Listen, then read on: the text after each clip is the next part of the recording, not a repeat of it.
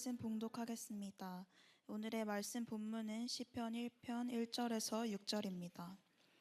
복 있는 사람은 악인들의 꾀를 따르지 아니하며 죄인들의 길에 서지 아니하며 오만한 자들의 자리에 앉지 아니하고 오직 여호와의 율법을 즐거워하여 그의 율법을 주야로 묵상하는 도다. 그는 시냇가에 심은 나무가 철을 따라 열매를 맺으며 그 잎사귀가 마르지 아니함 같으니 그가 하는 모든 일이 다 형통하리로다. 악인들은 그렇지 아니하며 오직 바람에 나는 겨와 같도다. 그러므로 악인들은 심판을 견디지 못하며 죄인들이 의인들의 모임에 들지 못하리로다. 무릇 의인들의 길은 여호와께서 인정하시나 악인들의 길은 망하리로다. 아멘.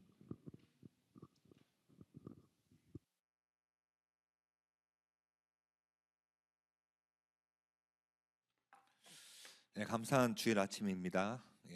여러분 반갑습니다. 예, 저는 서울 남쪽당에서 사역하고 있는 안종택 간사입니다. 반갑습니다. 오늘 GCTC 우리 간사님들도 함께 예배드리고 있다고 들었는데 구분이 안 돼요. 이게 학생인지 간사님인지. 물론 몇 분 제외하고요. 몇 분은 확 드러나고. 우리 또 학생들과 우리 간사님들이 또 새롭게 시작을 하면서 또 어떤 기대가 있는지 잘 모르겠습니다. 오늘 딱 그 아침에 일어나서 딱 보니까 3월 1일이더라고요. 3월 1일. 근데 갑자기 묘한 뭔가 설레임이 이렇게 딱 제 안에 딱 생기더라고요. 어제까지는 방학 일주일만 더 있으면 좋겠다. 개강이라니 하면서 막 일주일만 더 방학 있으면 좋겠다는 그 마음이 막 있었거든요. 근데 오늘 이제 딱 나오는데 뭔가 새로운 일이 시작될 것 같은 이렇게 마음이 막 제 안에 막 불쑥불쑥 일어났어요. 하나님께서 봄이 또 오는구나. 또 하나님께서 어떤 일을 또 이번 학기에 행하실까. 그런 마음들이 굉장히 제 안에 가득 찼던 아침 그 일과의 시작이었습니다. 물론 제가 남쪽 땅에 살고 있어갖고 나올 때 굉장히 따뜻했거든요. 근데 여기 오니까 굉장히 춥더라고요. 그래서 남쪽 땅을 벗어나지 못할 것 같아요, 여러분. 우리 옆에 있는 사람한테 한번 인사했으면 좋겠는데 앞선 보면서 올해 주님께서 당신을 통해서 놀라운 일을 행하실 걸 믿습니다. 한번 인사 좀 할까요? 네. 네. 네. 네. 정말 좀 기대함으로 좀 했으면 좋겠어요. 이렇게 얼굴을 보면서 정말 하나님이 너를 통해서 당신을 통해서 큰 일을 행하실 거야. 믿음으로 좀 다시 한번 인사 한번 해주실래요? 믿음으로 한번 다시 한번 정말 기대하는 마음으로. 네.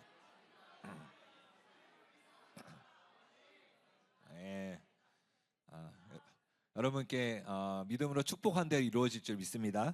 네. 여러분 새해가 되면은 이제 보통 우리가 인사를 많이 하잖아요. 새해 복 많이 받으세요라고 인사를 하죠.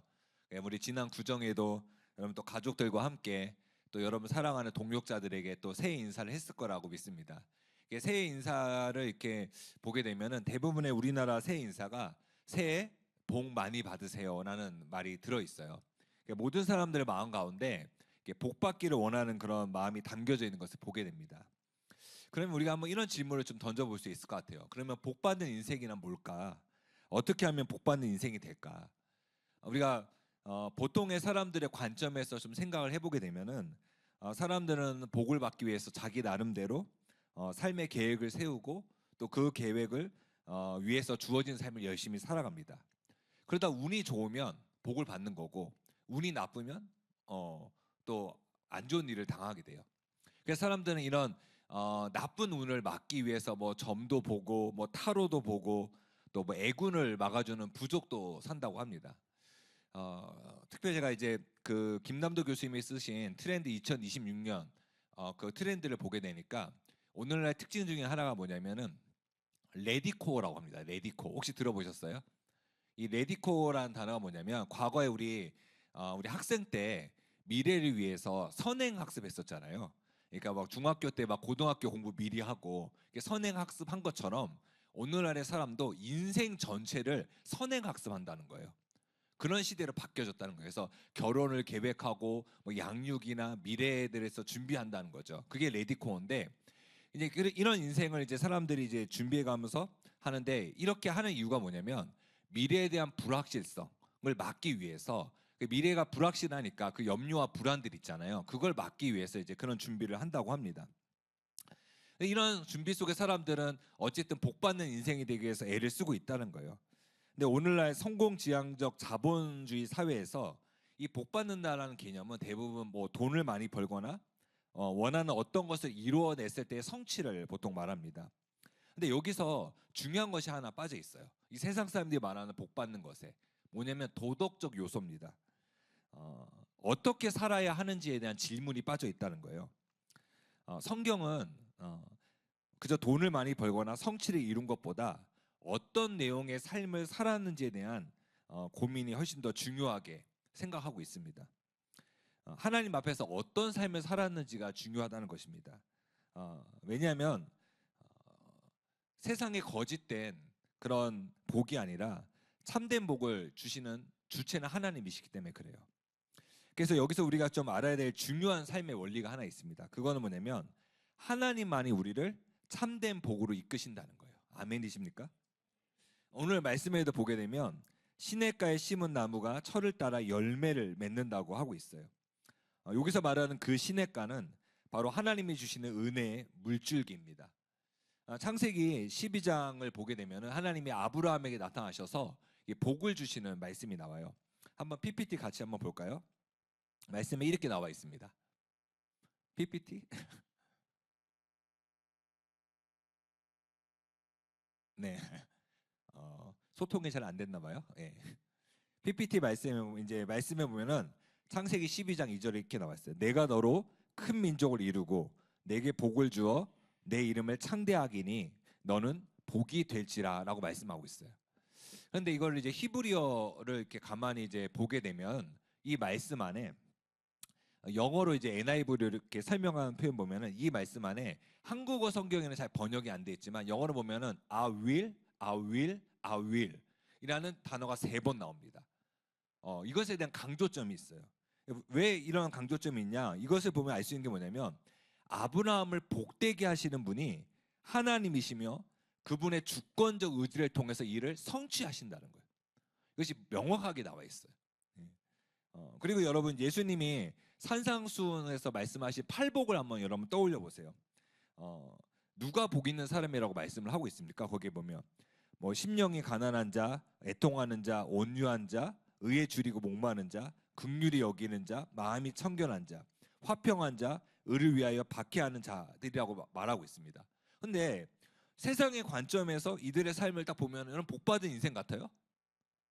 애통하고 심령이 가난한데 복받은 인생인 것 같아요?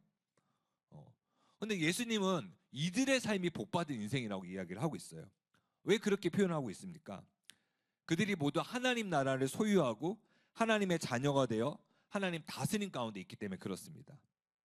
우리가 이 말씀들과 예수님의 말씀들에서 깨달아야 될 분명한 한 가지 뭐냐면 하나님만이 우리에게 참된 복을 주시는 유일한 분이시라는 거예요. 그렇기 때문에 우리는 우리 인생에 정말 복된 인생이 되기 위해서는 이 하나님만을 기대하고 그분의 말씀에 귀를 기울여야 하는 것입니다. 저는 새로운 학기를 좀 시작하면서 우리 모두를 복되게 하시는 하나님의 놀라운 은혜를 삶 속에서 여러분이 깊이 경험하기 원하는데 이를 위해서 꼭 결단했으면 좋겠는 2가지 결심에 대해서 오늘 말씀을 좀 나누고자 합니다. 첫 번째 결심입니다. 그것은 거룩한 삶을 살고자 하는 결심입니다. 오늘 본문 1절 말씀을 보게 되면 저자는 참된 행복이 아닌 거짓 행복을 추구하는 삶에 대해서 언급을 하고 있습니다. 그러니까 3가지 은유법을 사용하고 있어요. 그건 뭐냐면 꾀, 길, 자리입니다. 2절 말씀을 한번 같이 좀 보겠습니다. 복 있는 사람은 악인들의 꾀를 따르지 아니하며 죄인들의 길에 서지 아니하며 오만한 자들의 자리에 앉지 아니하고 여기 언급되어 있는 악인들의 꾀, 죄인들의 길, 오만한 자들의 자리 이 3가지는 뭐냐면 인간의 생각, 인간의 행동, 인간의 종속에 대해서 설명해 주는 것으로서 그들이 무엇에 충성하고 있는지를 지금 보여주고 있습니다. 1절에 언급된 이 사람들은요 바로 죄로 얼룩진 세상을 사랑하고 추구하는 사람들이에요. 표현법은 악인, 죄인, 오만한 자들이라 나왔지만은 다 같은 육에 속해 있는 사람들을 표현하고 있는 것입니다. 먼저 이들의 생각은 이 보게 되면 카운셀이라고 표현하는데 뭐 플랜이라고 표현하는데 하나님 보시기에 악합니다. 이에 대한 명확한 증거가 창세기 6장 5절에 나와 있어요. 거기 보면 여호와께서 사람의 죄악이 세상에 가득함과 그의 마음으로 생각하는 모든 계획이 항상 악할 뿐임을 보시고라고 말씀하고 있습니다. 네. 그리고 시편 2편과 1절 3절에는 또 뭘 이야기합니까? 거기에 보니까 어찌하여 이방 나라들이 분노하며 민족들이 헛된 일을 꾸미는가? 세상의 군왕들이 나서며 관원들이 서로 꾀하며 여호와와 그의 기름 부은 받은 자를 대적하며 우리가 그들의 맹 것을 끊고 그의 결박을 벗어버리자 하는도다. 네. 세상이 어떻게 그 악한 것들을 꾀하고 있는지 잘 보여줍니다. 이 하나님이 없는 인생은 죄로 인해 그들의 마음의 생각이 부패하고 오염되어 있습니다. 그래서 로마서 1장 21절에는 이렇게 말씀을 하고 있습니다. 하나님을 알되 하나님을 영화롭게도 아니하며 감사하지도 아니하고 오히려 그 생각이 허망하여 미련한 마음에 어두워졌나니라고 말씀하고 있습니다. 그뿐이 아닙니다. 그러면 그들의 길은 어떻습니까? 그들의 길. 예. 생각이 허망하여지니까 그 길도 어긋나 죄악을 저지르는 삶의 행동으로 나타납니다. 예. 성경에서 길은 삶의 방식 또는 행동을 나타냅니다. 이 죄인들의 길은 바로 죄악된 세상을 따르는 삶의 내용을 말하고 있습니다. 그러면 이스라엘이 왜 패망했습니까? 그들이 가나안 족속의 문화를 따라서 우상 숭배에 빠져서 그들의 삶의 방식을 따랐기 때문에 그들은 패망했습니다. 이 인간의 어떤 삶의 모습들을 로마서 1장 29절, 31절에는 잘 표현해주고 있어요. 거기 보면은 사람들이 세상의 삶의 방식이 어떤지 잘 보여주는데 곧 모든 불의와 추악, 탐욕, 악의가 가득한 자요, 시기, 살인, 분쟁, 사기, 악독히 가득한 자요, 수군수군하는 자요, 비방하는 자요, 하나님께서 미워하시는 자요, 능력하는 자요, 교만한 자요, 자랑하는 자요, 악을 도모하는 자요, 부모를 거역하는 자요, 우매한 자요, 배역하는 자요, 무정한 자요, 무자비한 자라. 이것이 바로 그들의 삶의 내용이며 죄인들의 길입니다. 사람들은 생각이 악해졌고 그 다음에 그들의 삶의 방식으로 이렇게 나타난 거예요. 그러면서 그들의 그 종착지는 뭐냐면 삶의 결과로 나타나는 것이 그들의 종속됨입니다. 노예됨이에요. 그 노예됨으로 어떻게 하냐면 오만한 자들의 자리가 바로 그들이 어디에 속해 있는지를 보여주는 거예요. 히브리어 보면 모사브란 단어 나오는데 이 시트라 이렇게 자리라는 표현이 모사브인데 이거는 그냥 간단하게 시시라는 표현을 쓰지만 드웰링 플레이스입니다. 이게 거주하는 거예요. 이 거주지를 의미하는데 이는 하나님을 버리고 자기가 마음의 왕자의 자신이 주인이 되어 자기 중심성에 빠져 있는 것을 보여주고 있어요. 그 시시. 그래서 이거는 스스로 하나님이 되려고 하는 교만이고 죄의 본질입니다. 그래서 예수님은 이렇게 말씀하셨죠. 죄를 범하는 자마다 죄의 종이라. 그리고 사도 바울 역시 너희가 본래 죄의 종이더니라고 말씀하고 있습니다. 우리의 종속에 대해서 설명을 하고 있는 거예요. 이러한 죄의 종속은 세상이 사단에게 속해 있음을 보여줍니다. 그래서 요한복음 8장 44절에서 복음을 거절하는 자들 향해 그들의 중심의 본질이 뭔지 예수님이 이렇게 말씀하신 거예요. 너희는 너희 아비 마귀에서 났으니 너희 아비의 욕심대로 너희도 행하고자 하느니라. 이런 어떤 생각 그리고 삶의 행동 방식 그리고 결국 이것이 나타나는 게 뭐예요? 종속됨, 죄의 노예됨을 지금 시편 1편 안에서 보여주고 있는 거예요. 바로 인간의 삶이 죄로 어그러진 어떤 육신의 소욕을 따라 세상을 충성하는 삶이 바로 이러한 모습으로 흘러가고 있다는 거예요. 그것이 1장 1절에서 말해주고 있는 겁니다. 이러한 삶의 가치관, 삶의 행동, 종속됨에 대한 이해가 중요한 것은 우리 역시도 이 세상에 살기 때문에 세상의 영향을 굉장히 많이 받고 있기 때문에 그렇습니다. 세상은 눈에 보여지는 것들, 세상 사람들이 말하는 것들이 우리에게 참된 행복을 줄 거라고 착각에 빠지게 만들어요. 그렇기 때문에 우리 그리스도인들은 하나님이 이 복 주시는 은혜를 진정으로 경험하기 위해서는 이 세상과 구별된 거룩한 삶을 살아가는 것이 필요합니다. 이 자크 엘린이라는 프랑스 신학자가 있는데요. 이 사람이 굉장히 중요한 책을 썼어요. 세상 속의 그리스도인이라는 어마어마한 책을 썼습니다.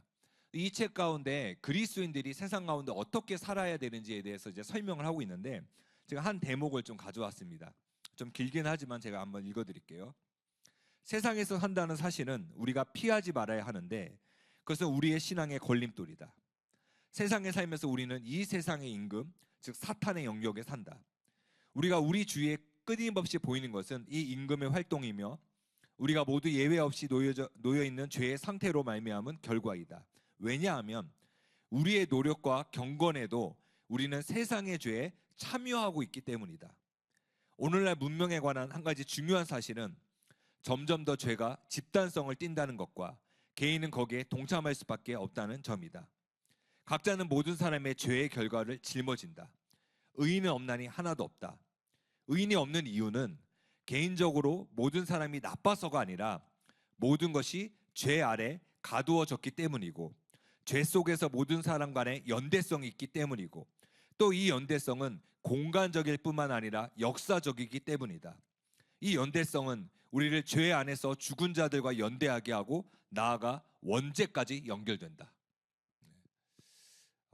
이러한 세상 가운데 우리가 살아갈 때 우리는 잘 살고 싶지만은 이 죄에 연대되어 있는 이 세상 가운데 우리도 모르게 죄를 범하고 있다는 거예요. 이 말이 좀 어려울 수 있는데 뭐 쉽게 설명하면 이거예요. 만약 여러분이 대중교통 버스를 타고 가고 있어요. 버스 타고 있는데 버스 운전기사가 신호를 위반하고 가고 있어요. 근데 여러분이 신호 위반하고 가고 있는 버스를 향해서 빨리 가기 때문에 아무런 이야기도 하지 않고 침묵을 지키고 있잖아요.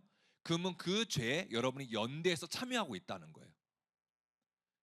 우리 기후 오염으로 인해서 플라스틱 문제가 굉장히 심각하죠. 그렇지만 우리가 아무 의식 없이 플라스틱을 마음껏 사용하고 배달의 민족을 열심히 먹고 있다면 그 죄에 연대에 우리가 참여하고 있다는 거예요. 우리가 아무리 경건한 게 살고자 할지라도 이 세상의 많은 것들이 우리로 하여금 죄의 연대 속에, 죄의 노예됨 속에 우리를 사로잡고 있다는 거예요. 이것이 우리가 직면한 현실이라는 거예요. 근데 이런 세상에 충성하는 사람들의 결과가 무엇인 줄 아십니까? 4절에 보니까 오직 바람에 나는 겨와 같도다라고 말씀하고 있어요. 이 겨라는 것을 제가 찾아보니까 벼, 보리 따위의 곡식을 찢어 벗겨낸 껍질을 통틀어 이르는 말이라고 합니다. 쉽게 말하면 곡식 알곡의 껍데기라는 거예요. 그러니까 죄로 얼룩진 세상을 따라가는 삶이 뭐냐? 알맹이가 없는 껍데기를 붙잡는 인생이라는 것입니다. 분명 실제가 있는 것 같았어요. 근데 자꾸 보니까 아무것도 없는 거예요. 이것이 세상을 따라가는 삶이라는 거예요. 우리가 뭐 예를 들어서 우리 뭐 이렇게 마라톤을 한다고 생각해 봅시다. 마라톤을 하면 그 가야 할 방향성이 있고 그 길들이 있잖아요. 그렇죠? 근데 그 길과 방향성을 떨어져서 열심히 달리면 어떻게 됩니까? 결승골과 멀어지게 되죠. 여러분, 제대로 된 방향이 없이 정말 열심히 사는 건요, 더 멀어지는 거예요. 그 간극이 더 심해지는 거예요. 근데 많은 사람들이 그렇게 살고 있다는 거예요. 우물가에서 예수님을 만난 사마리아 여인의 인생이 이와 같았어요. 돈을 위해 세리가 되었던 삭개오의 인생이 이와 같았습니다. 사랑을 쫓아서 돈을 쫓아서 인정과 명예를 쫓아서 살았던 인생이 아무것도 아닌 것이 된 거예요. 열심히 살았는데 자기는 열심히 살았는데 자꾸 보니까 아무것도 없는 거예요. 이것이 뭡니까? 죄인의 길, 악인의 길과 이 악인의 생각과 죄인의 길과 오만한 자의 자리에 앉는 삶의 결론이라는 거예요. 왜 이런 삶의 결론이 나는 겁니까? 진짜 알맹이를 붙잡으려고 하지 않았기 때문에 그렇습니다. 세상의 공중 권세 잡은 자는 에덴 동산에서부터 지금까지 같은 방식으로 사람들을 끊임없이 유혹합니다. 그래서 여러분 잘 아는 창세기 3장 5절에 보니까 너희가 그것을 먹는 날에는 너희 눈이 밝아져 하나님같이 될 거다라고 얘기를 합니다. 그때 사람들이 그 열매를 볼 때 어떻게 생각합니까? 먹음직도 하고 보암직도 하고 지혜롭게 할 만큼 탐스럽기도 하다라고 했어요. 그래서 죄의 길에 들어서게 되는 것입니다. 이런 우리의 어떤 현실과 상황에 대해서 사도 요한은 요한일서에서 이렇게 이야기를 하죠. 세상이나 세상에 있는 것들을 사랑하지 말라. 그리고 그 이유에 대해서 설명합니다. 이는 세상에 있는 모든 것이 육신의 정욕, 안목의 정욕, 이생의 자랑이니 다 아버지께로 온 것이 아니요 세상으로부터 온 것이다. 그렇기 때문에 우리는 항상 세상이 말하는 소리의 분별력을 가져야 합니다. 그렇지 않고 악인들, 죄인들, 오만한 자들의 삶의 방식을 추구한다면 그 결국은 5절 6절에서 나온 언급된 하나님의 심판이 그들 안에 있게 될 거예요. 그리고 그들은 결코 의인들의 모임에 참여하지 못하게 될 것입니다. 그러므로 악인들은 심판을 견디지 못하며 죄인들이 의인들의 모임에 들지 못하리로다. 악인들의 길은 망하리로다. 그럴 때 우리의 첫 번째 결심은 뭐냐면 세상의 삶의 방식에 멀리 떨어져 이 거룩함을 지키는 삶을 살아가는 것이 필요합니다. 우리 주님이 분명히 말씀하셨죠. 내가 거룩하니 너희도 거룩할지어다. 예. 그것을 지키는 것이 필요합니다. 다니엘은 하나님을 경외하지 않는 나라인 바벨론의 포로로 잡혀갔어요. 그에게 신앙을 지킨다는 것은 굉장히 어려운 일이었습니다. 그러나 다니엘은 몇 가지 결심을 합니다. 그것은 뭐냐면 우상 숭배 음식으로 자신을 더럽히지 않겠다는 결단이었어요. 다니엘은 뜻을 정하여 왕의 음식과 그가 마시는 포도주로 자기를 더럽히지 아니하리라. 그리고 또 다리오 왕 때도 다니엘을 시기한 자들이 다니엘을 함정에 빠뜨리기 위해서 30일 동안 왕 외에 다른 신에게 무엇을 구하면 사자굴에 던져 넣기로 협박을 합니다. 금령을 내리는 거예요. 그럼에도 불구하고 다니엘이 어떻게 했냐면 전에 하던 대로 하루 3번씩 무릎을 꿇고 기도합니다. 다니엘의 셋째공은 어땠습니까? 왕의 금신상에 절하지 않았다는 이유로 풀무불에 던져지게 됩니다. 여러분, 이들의 공통점이 뭐예요? 하나님 앞에 거룩함을 지키기 위해서 몸부림쳤다는 거예요.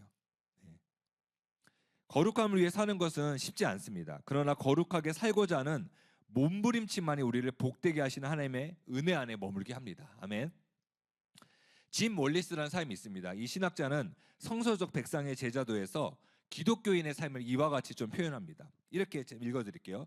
기독교적 생활 방식이란 그리스도인들이 더 이상 이 세상에 순응하지 않고 사는 삶의 방식이다. 기독교적 생활 방식이란 이 세상의 제도의 유형과 구조에 순응하고 그것에 맞춰 살아야 한다고 주장하는 사람들과의 다른 길을 가는 것이다. 동의하시나요?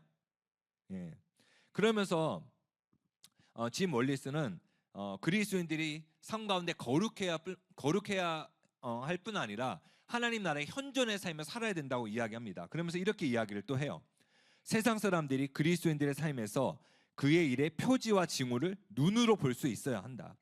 그리스도의 제자는 하나님이 그리스도 안에서 성취하신 일에 대한 역사적 표지다.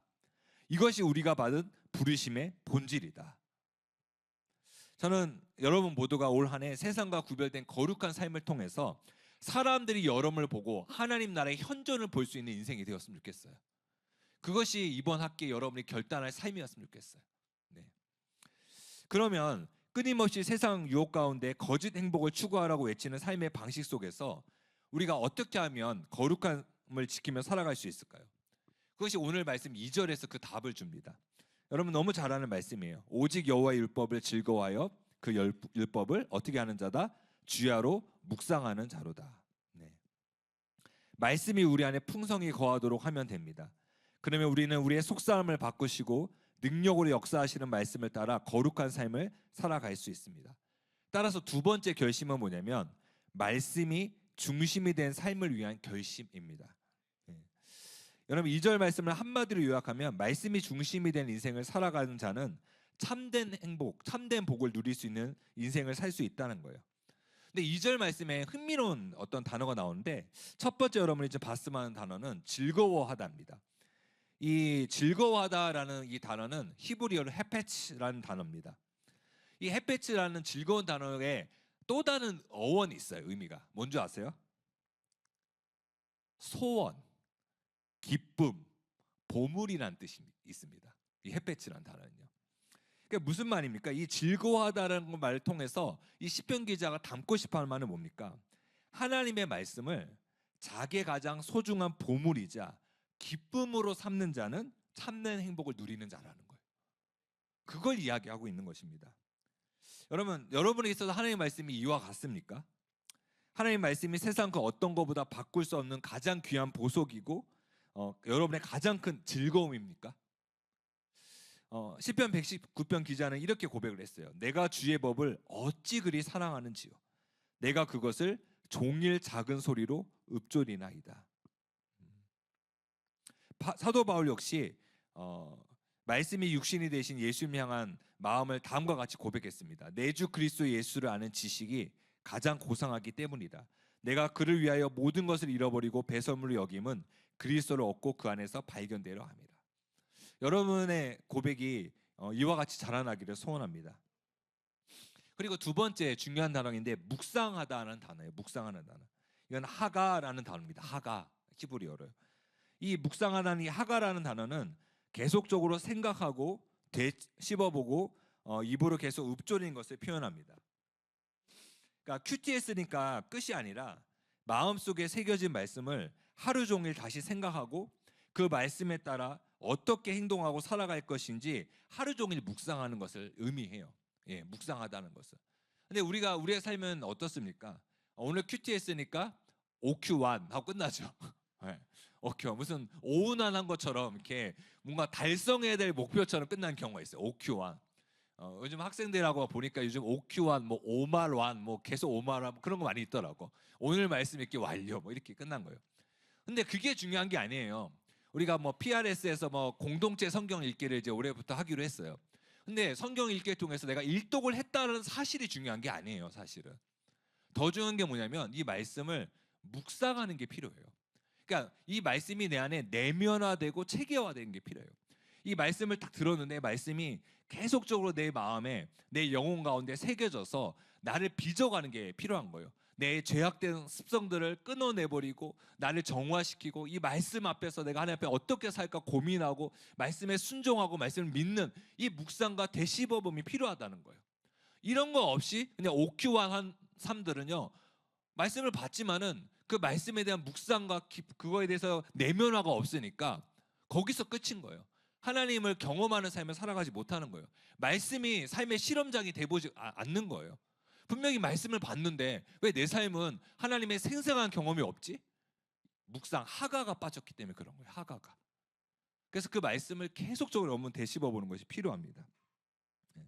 그래서 시편 2편 2절의 고백은 이거예요. 결국에는 하나님 말씀을 하루 종일 계속 마음속에 보물처럼 소중하게 여겨 되새김질하고 입으로 고백하고 그 말씀대로 살려고 애쓰는 인생을 나타내는 거예요. 예. 그 인생이 됐을 때 하나님이 주시는 참된 행복을 누릴 수 있다는 것입니다. 네. 그리고 그러한 자들의 인생에 대해서 3절에서는 어떻게 표현하고 있습니까?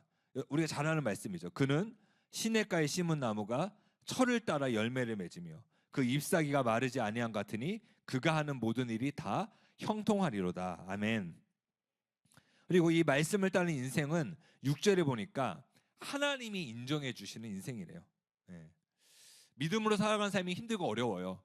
그렇지만 하나님께서 인정해 주신다는 그 삶이 얼마나 우리에게 복된 삶인지 여러분 기억했으면 좋겠어요. 여러분 그 성경에 보면은 북왕국 이스라엘에 가장 영토를 많이 확장했던 왕이 나옵니다. 여로보암 2세예요. 여로보암 2세는 북왕국 역사상 가장 영토가 넓었던 왕이에요. 영토가 가장 확장되었어요. 그런데 그 세계사적으로 봤을 때는 여로보암 2세는 칭송받아야 될 사람이에요. 박수를 받아야 될 사람이에요. 왜냐면 나라를 그레이트 네이션으로 만든 사람이기 때문에 그래요. 그런데 성경은 여로보암 2세를 어떻게 평가하고 있습니까? 악한 왕이라고 평가하고 있어요. 여로보암 1세보다 더 악한 왕이라고 평가하고 있어요. 하나님은요, 세상의 성공, 영토를 확정하고 엄청난 리더십을 가졌고 너가 뭘 했는지가 중요한 것이 아니에요. 하나님의 시야 앞에서 어떻게 살았는지가 중요해요. 그것이 하나님의 평가예요. 우리는 그것을 봐야 돼요. 성경을 통해서. 세상 사람들이 말하는 성공이 아니라는 거예요. 하나님 앞에서의 인생. 그것이 정말 중요하다는 거예요. 근데 이렇게 하나님의 말씀 가운데 나아가는 사람은 어떤 사람이에요? 하나님이 인정해 주시는 삶이에요. 그러면 이것이 가장 복된 삶 아닐까요? 어떤 것보다 정말 복된 삶은 하나님이 인정해 주시는 거예요. 내가 너를 인정한다. 잘했다. 착하고 충성된 종아, 잘했다. 이런 인정받는 여러분 인생이 되기를 바랍니다. 에스라 7장에 보면요, 에스라가 2차 포로 귀환을 하는 장면이 나옵니다. 여기서 이 에스라가 이 귀환에 참여한 이유가 7장 10절에 나와 있는데 한번 말씀을 같이 한번 읽어볼까요? 시작.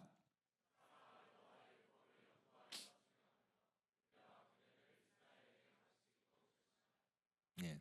에스라는 귀환하는 이스라엘 백성에게 무엇이 가장 필요한지를 잘 알고 있었어요. 그래서 뭐냐면 하나님을 제대로 아는 지식이었습니다. 왜냐하면 이스라엘이 망해서 아수르와 바벨론의 포로가 된 이유가 뭡니까? 하나님을 아는 지식이 없어서 망한 거예요. 예.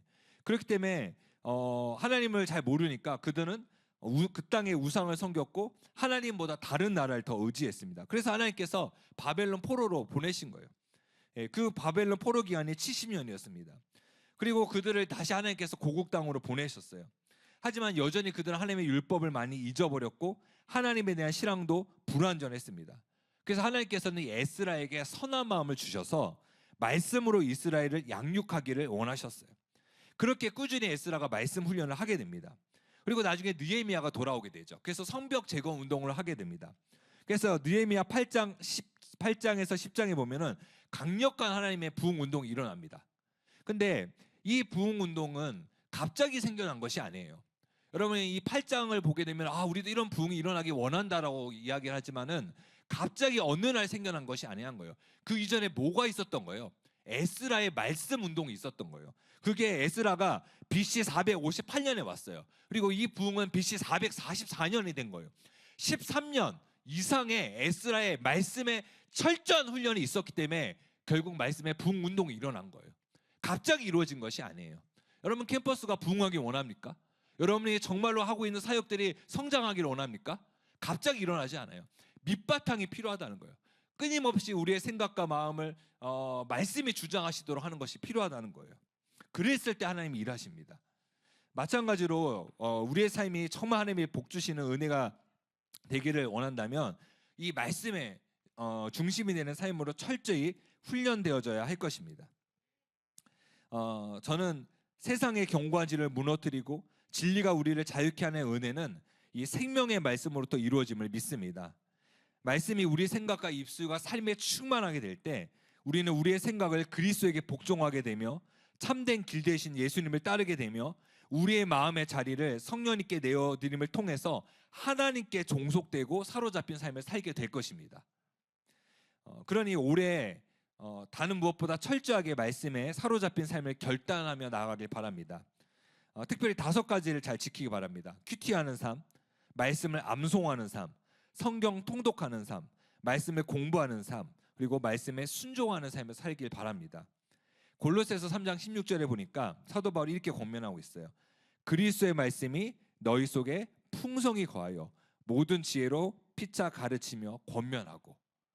디모데후서에게는 바울이 뭐라고 얘기합니까? 성경은 능히 너로 하여금 그리스도 예수 안에 있는 믿음으로 말미암아 구원에 이르는 지혜가 있게 하느니라.